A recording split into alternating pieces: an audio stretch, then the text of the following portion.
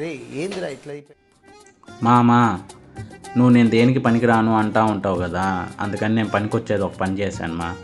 ఫ్యూచర్లో మనము ఎలా ఉంటాము ఏంది అనేది నేను ముందే కనిపెట్టేశాను మా.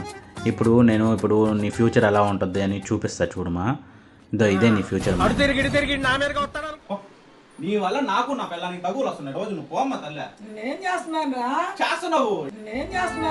చేస్తున్నావు ఏంది డ్యూటీ నుంచి రావడం మీ ఇద్దరు తగులు నేను తీర్చాలి. నువ్వు లేనప్పుడు ఎన్ని హింసలు కడుతుందో తెలుసా నీ పెళ్ళామా? నువ్వు లేనప్పుడు ఎన్ని హింసలు కడుతుందో తెలుసా నీ పెళ్ళామా? నువ్వు వేడి కాపడం అయినా ఉండిపోమ్మ తల్ల. నువ్వు పోమ్మ.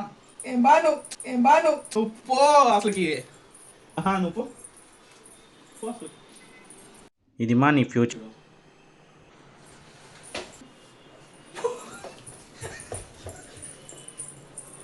खत्म, बाय बाय, टाटा।